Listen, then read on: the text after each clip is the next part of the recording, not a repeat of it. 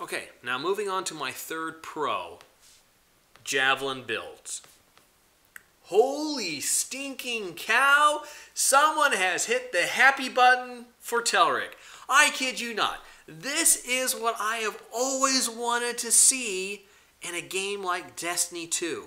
And Destiny 2 never did it, but Anthem has hit the nail on the head with builds. And when I say builds, I mean the ability to take a suit or a character and put different components in different combinations for different activities, to do different setups to make you more effective or just to have more fun in different ways. And Anthem has hit it. With Anthem, you've got 4 different javelins, which are all 4 distinctly different. Well, they all have 4 have distinctly different abilities and speeds, etc. And then on top of that, you can customize up to 5 of each javelin class. So do the math. At any given time, you can have 20 different javelins in your inventory with different weapons, different components, different setups on them for you to do different activities. Like say you're going into a stronghold with, okay, so the stronghold we had in the demo was one with a big scorpion. And holy crap, that was fun. And I'll get to that later. But let's say that you're running a certain build that does a certain damage a certain way, and you're like, man, that doesn't work as well as I thought it would. Crap. Instead of going and having to change out the gear one by one for your javelin, you'll sit there and go, you know, I've got a different build on a different javelin. I'll just swap out to that one real quick. Let's go. And you can customize your abilities and your gear to make you more effective. And I love that. I love the ability to tweak and tweak and tweak and tweak things to make me a better player or to have more fun in a certain activity. And Anthem has hit the sweet spot for me in the area of builds. And I am so excited to see where that goes and how much stuff I can change around for this game. I really am. I'm really looking forward to that. And I didn't put this in my list, but I'm going to add it in right here, is loot. Loot's important because your loot is what's going to help you make those different builds. And the loot drops that I was seeing in the game, I'm very happy with. You're seeing about 3 to 4 items if you do a free play, and you pick those up and you add them into your inventory. But when we did a stronghold, we had about 12 to 13 different items dropping per player. And that's a good number of drops because some of them are not for the javelin you're using. They're for the other javelins you've got in your inventory. But big pro. I'd almost put this as like my favorite thing I saw in the demo was javelin builds. There is so much there there's so much potential there. So much potential there to have a lot of fun just building out your javelins the way you want them to be. So that's point number 3.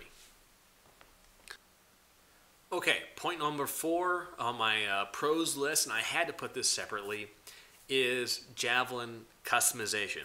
And I'm not talking builds, I'm talking customization. Builds is about your weapons and your components and the gear that you can put on the javelin that enhances your combat. With customization, we're talking about the aesthetics, the paint schemes, your emotes, the look of your javelin. And oh boy, I love it. I love how much you can customize the look of your javelin. You can take it and you can do different paints, or you can do different metals or fabrics, and then you can even do custom colors for each one of those 6 items. And if you do metal, there's even a metal category. And on top of that, there's even patterns that you're going to be able to acquire to put on those different textures. And holy cow, there's the customization options are nearly endless. And again, going back to what I said about builds, you can have up to 20 javelins, 5 of each 4 different types. 20 javelins, all decked out in different colors, different looks. Oh yeah, and there's vinyls that you can put on.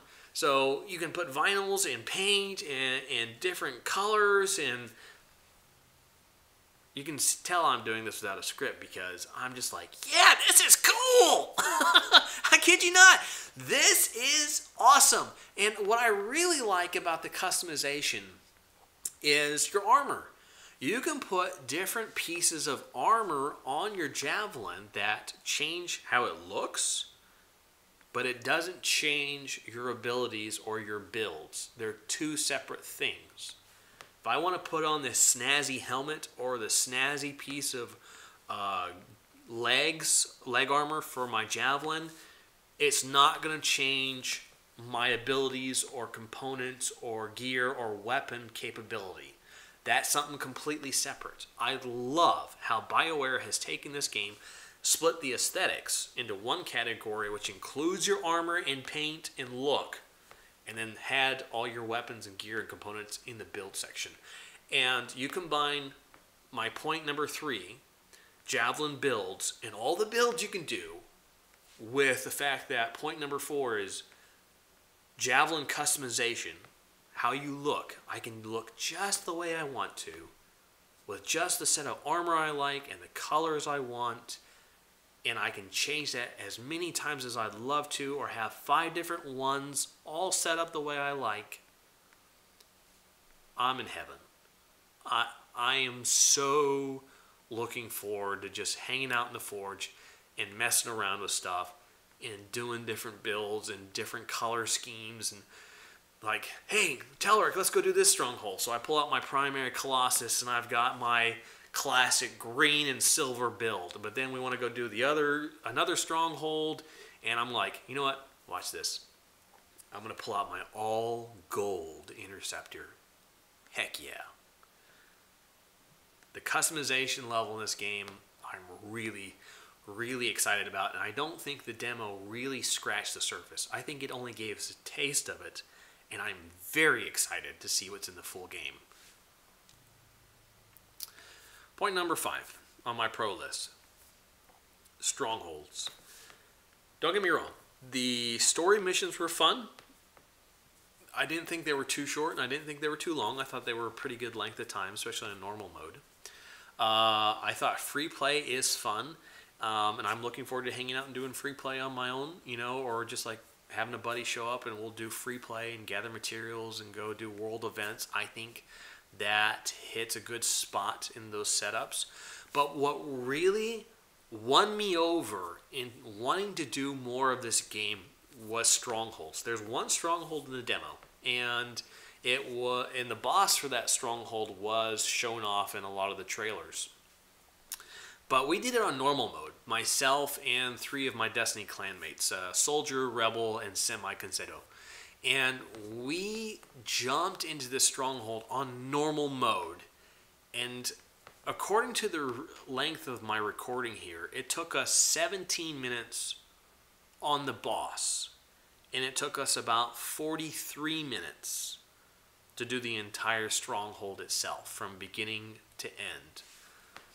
The loot was great, but the combat and the difficulty of beating the boss was fun. It was fun. It was so fun. We were sitting there yelling and having a good time. And oh, prime him. Use your ability to prime him. And okay, if you got an ultimate, hit him with the ultimate. And that combination of big play moments as a player, like I got this ability and I'll do this right here and I'll hit him with this weapon, and then one of your buddies is going, I got this going on, I'm controlling ads.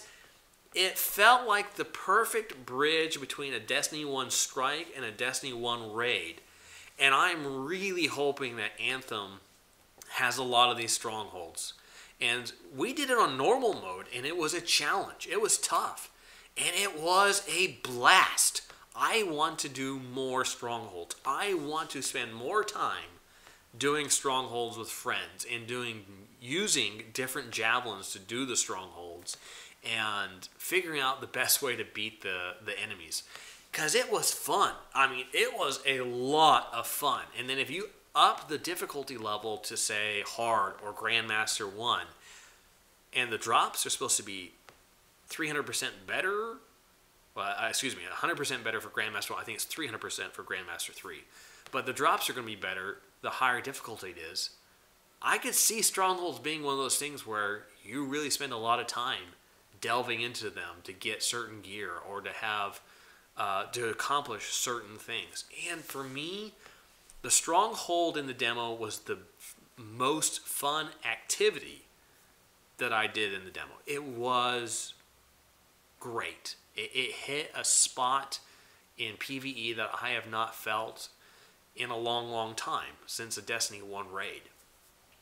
So I highly recommend, if you get a chance to play the demo this upcoming weekend, get in there, try out the Stronghold with some friends, and get a good feel for what Anthem could really be like in the future.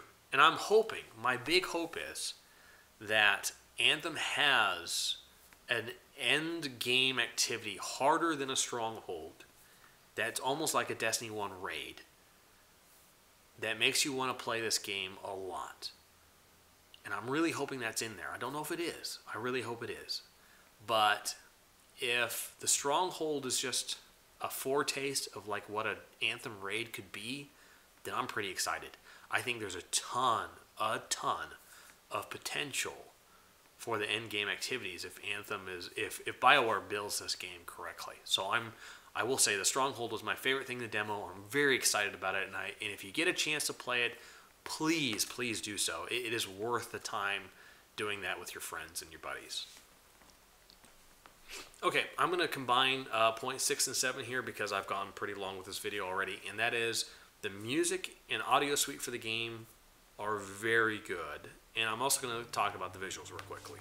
The music is written by an individual by the name of Sarah Skachner.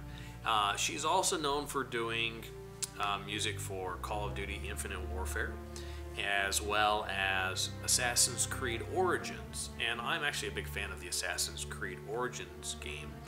Really enjoyed the music she wrote there. And I was very pleased to find out that she had written the music for Anthem. And right now, from what I've heard in the demo, I'm really enjoying the music. I'm looking forward to getting my hands on the soundtrack and getting to really sit down and listen to it.